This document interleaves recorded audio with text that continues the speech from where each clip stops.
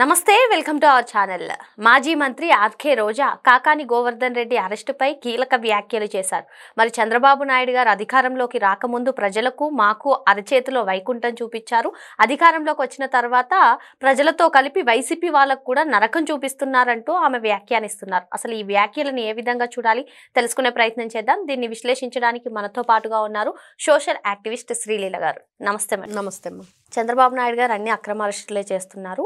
కాకాని గోవర్ధన్ రెడ్డి ప్రజల తలుపున నిలబడి ప్రశ్నించినందుకే అక్రమ కేసు పెట్టి అరెస్టు చేశారు. అసలు మేము అధికారంలో ఉన్నప్పుడు ఈ విధంగానే వ్యవహరిస్తే మీరు ఉండేవారా?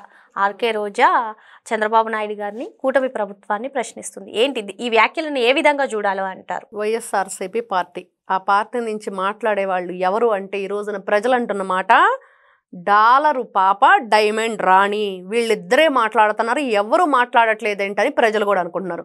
మరి కరోనా వచ్చినప్పుడు క్వారంటైన్లో వెళ్ళి ఏ విధంగా ప్రజలు తలదాల్చుకొని వాళ్ళ రోగాన్ని ఏ విధంగా చేసుకున్నారో ఈ వైఎస్ఆర్సీపీ పార్టీ అధికారంలోకి వచ్చాక కొన్ని గ్రామాల్లో రాష్ట్ర వ్యాప్తంగా గ్రామాలనే వదిలిపోయి ప్రజలు ఏ విధంగా క్వారంటైన్లో కరోనా బారిన పడి భయభ్రాంతులు గురై ఏ విధంగా ఉన్నామో ఆ విధంగా వలస ప్రాంతాలకు వెళ్ళి మేము భయభ్రాంతులతోటి మా జీవితాలను, మా కుటుంబాలను కాపాడుకోవడం కోసం వెళ్ళాము.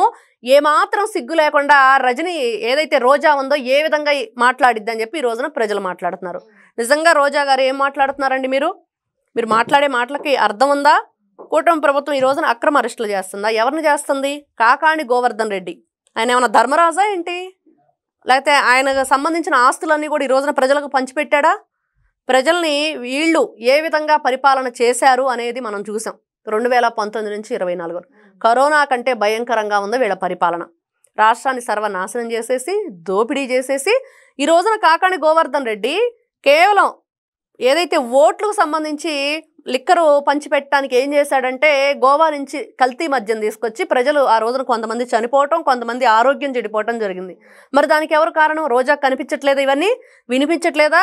మరి అంత తప్పులు చేయకుండా మంచివాడే అయితే, సత్య హరిశ్చంద్రుడు అయితే ఎందుకు ఈ రోజున 2 నెలలకు పైగా దాక్కొని పోలీసులతోటి దొంగ పోలీసు ఆటాడాడు ఈ దొంగ? మరి అంతే ఆటాడాడు. ఎక్కడా కూడా పోలీసు ఫోన్ ఒక చోట పెట్టడం, ఇతను లొకేషన్ అక్కడ కనిపిస్తే పోలీసులు అక్కడికి వెళ్ళటం, ఇతను వేరే చోట ఉండటం. అబ్బాయి మళ్ళీ నేను ఎక్కడికి వెళ్ళలేదు, రండి పట్టుకొని చూద్దాం అంటాడు. ఈ విధంగా దొంగ పోలీసు ఆటాడిన కాకాని గోవర్ధన్ రెడ్డి గురించి రోజా మాట్లాడటం నిజంగా హాస్యాస్పదం. అంటే ఒక దొంగను ఇంకో దొంగ ఈ రోజున అబ్బాయి నేను కూడా చేశాను, ఆడదాం ఆంధ్ర, మరి ఆంధ్ర ప్రజల దగ్గర నుంచి నేను కూడా మామూలుగా ఆడుకోలేదు, దోచుకున్నాను, కాబట్టి కాకాని గోవర్ధన్ రెడ్డి కూడా దోచుకున్నాడు, నా తప్పు కానప్పుడు ఆయన ఎందుకు తప్పు అయింది, కాబట్టి వెళ్తే నన్ను కూడా అరెస్ట్ చేయండి అని ఈ రోజున చెప్తుంది. కాబట్టి అతి త్వరలో రోజారెడ్డిని కూడా అరెస్ట్ చేసి, రిమాండ్ చేసి, ఆమెను విచారణ చేసి జైలు పాలు చేయాలని ప్రజలు కోరుకుంటున్నారు. ఆడుదాం ఆంధ్ర, ఖచ్చితంగా ఆడుదాం ఆంధ్ర ఏంటి? ఇంకా అసలు ఆవిడ ఏదైతే పర్యాటక శాఖ మంత్రిగా ఉన్నప్పుడు ఏం చేసింది, ఏం సంతకాలు పెట్టింది, ఎవరికి ఎంత దోచుకున్నంత ఇచ్చేసి ఈవిడ ఎంత వెనకేసుకుంది. తిరుపతిలో టికెట్స్ ఇచ్చిన ఇష్యూ కూడా ఖచ్చితంగా ఇవన్నీ అసలు ఆవిడ నెలకు ఎన్నిసార్లు వెళ్ళింది తిరుపతి? ప్రతి రోజు మార్చి రోజు ఆవిడ తిరుపతిలో కనిపించేది. అక్కడికి వెళ్తే ఈవిడ అంటే ఎంతమంది వేసుకొని వెళ్ళేది. వాళ్ళందరి దగ్గర కూడా టికెట్కి ఎంత వసూలు చేసింది. ఎంత నీచం దేవుడి దగ్గర టికెట్లు కూడా అమ్ముకొని మీరు బ్లాక్లో సినిమా హాల్లో టికెట్లు అమ్ముకునే వాళ్ళకంటే ఘోరంగా ఉన్న మీ చరిత్ర మీళ్ళు ఈ రోజున కూటమి ప్రభుత్వం గురించి, ఆంధ్రప్రదేశ్ రాష్ట్ర ప్రజల గురించి మాట్లాడటం నిజంగా కూడా సిగ్గుచేటు. ఇట్లాంటి వ్యక్తులు మీరు ప్రజల గురించి ఆలోచించే వాళ్ళ? మీరు కేవలం ఓట్ల కోసం ప్రజల దగ్గరకు వస్తారు. ఆ ఓట్లు అడుక్కోవటం కోసం ప్రజల్ని ఏదైతే సంక్షేమ పథకాలని చెప్పి అవని ఇవని రకరకాలుగా వాళ్ళ ప్రలోభాలకు గురి చేసి వాళ్ళని మభ్యపెట్టి మీరు చేసిన పనులన్నీ కూడా మసిపూసి మారేడుకాయ చేసి ప్రజల్ని ఎన్ని ఇక్కట్లకి ఇబ్బందులు గురి చేశారు. ఇక్కడ ఇంకొకటి మేడం, మా హయాంలో ఏ విధంగానే వ్యవహరిస్తే అసలు మీరు ఇక్కడ ఉండేవారా అంటూ చేసినటువంటి వ్యాఖ్యలను ఏ విధంగా చూడాలని? వీళ్ళ హయాంలో ఈ విధంగానే చేస్తే కొల్లు రవీంద్ర గారు, అచ్చెన్నాయుడు గారు, అయ్యన పాత్రుడు గారు, మరి లోకేష్ గారు, మరి అదేవిధంగా చూస్తే ఎవరైతే ఇప్పుడు హోమ్ మినిస్టర్గా ఉన్న అనిత గారు, మరి ఒకరా ఇద్దరా చూసుకుంటూ పోతే ఎంతమందిని మీరు ఇళ్లలో నిర్బంధించి అరెస్టులు చేసి దొంగ కేసులు పెట్టి ఈ రోజు కూడా మీరు నిరూపించారా? సాక్షాత్తు ఈ రోజున ముఖ్యమంత్రిగా ఉన్న నారా చంద్రబాబు నాయుడు గారిని 53 రోజులు మీరు అక్రమంగా అరెస్ట్ చేసి రాజమండ్రి సెంట్రల్ జైల్లో పెట్టి రాహు కేతువుల్లాగా పీడించి ఏ విధంగా రాష్ట్రాన్ని ఇబ్బందులు గురి చేశారు. ఈ రోజున రోజా మాట్లాడుతుంది. మీ పరిపాలన గురించి మీరే చెప్పుకోవాలి. మీ మాటల్లో ప్రజలు చెప్తారు, రండి బయటికి. ప్రజల మధ్యకు వచ్చి మీ గురించి మీరు చెప్పుకోవడానికి ఏం బాగోదు, ప్రజలు చెప్తే ఇంకా బాగుండిద్ది. ప్రజలు ఏ విధంగా దుమ్మెత్తిపోస్తున్నారు, ఈ రోజున 11కు పరిమితం చేసి పక్కన కూర్చోబెట్టారు, ఎంతమంది ఉసురు కొట్టింది, ఎంతమంది ప్రాణాలు తీశారు, ఎంతమంది పసిపిల్లలు మరి ఆ రోజున చూస్తే తిరుపతి హాస్పిటల్లో మరి ఆక్సిజన్ లేక కరెంట్ లేక పిల్లలు చనిపోయారు. మరి ఎవరిది ఆ పాపం? మీ ప్రభుత్వంలో జరిగింది. రోజారెడ్డికి కనిపించలేదు అవన్నీ. వైఎస్ఆర్సీపీ పార్టీ అధికారంలో ఉన్నప్పుడు ఎంతమంది ఎన్ని విధాలుగా మరణించారు? డాక్టర్ సుధాకర్ని ఏ విధంగా ఇబ్బంది గురి చేశారు? అతను మాస్క్ అడగడం తప్ప ఇదేగా మీ పరిపాలన? అప్పుడేం జరిగింది? మరి మొన్న చూసాం అబ్బాయి 10th క్లాసు ఎవరైతే అమర్నాథ్ గౌడ ఉన్నాడు, అబ్బాయిని పెట్రోల్ పోసి నిర్దాక్షిణంగా తగలబెట్టేశారు కదా, అది ఎవరు చేశారు? కోడి కత్తిసీల సాక్షాత్ మీ ముఖ్యమంత్రి అప్పట్లో మరి ఏం చేశాడు? ఇంతవరకు కూడా అబ్బాయిని బయటకు రానియకుండా చేశాడు కదా. మరి గులకరాయి కేసులో ఏ విధంగా వాళ్ళ మీద నేరం మోపాడు? మరి ఈ విధంగా చూసుకుంటే రాప్తాడులో ఏ విధంగా చేశారు? మొన్న మీరు అధికారంలో ఉన్నప్పుడు ఎలా ఉన్నారు, అధికారంలో లేనప్పుడు ఎలా ఉన్నారు? ఎప్పుడు మీ రౌడీయిజం, అబద్ధాలు చెప్పుకోవటం, రాక్షసత్వం, ప్రజల మీద దుమ్మెత్తిపోయటం, లేకపోతే ఇప్పుడున్న కూటమి ప్రభుత్వం మీద పోయటం. మళ్ళీ ఈ రోజున ఎవరైతే జగన్మోహన్ రెడ్డి ఉన్నాడో జూన్ 4వ తారీఖున వెన్నుపోటు దినోత్సవంగా ప్రకటిస్తున్నాడంట. ఇది వీళ్ళు చేసిందంతా కూడా 2019 నుంచి 24 వరకు వీళ్ళు కూటమి ప్రభుత్వం గురించి ఈ రోజున మాట్లాడే హక్కు అర్హత లేని వ్యక్తులు. ఇట్లాంటి వ్యక్తులు ఇలాంటి మాటలు మాట్లాడటం హాస్యాస్పదం. అతి త్వరలోనే మరి రేపు కొడాలి నాని, ఆ మరుసటి రోజు రోజా, ఆ తర్వాత ఇంకా శ్యామల అందరూ ఉన్నారు. ఆ శ్యామల గురించి మాట్లాడడం ఆవిడ బెట్టింగ్ యాప్లు, మరి ఆవిడ వీళ్ళకి అధికార ప్రతినిధి.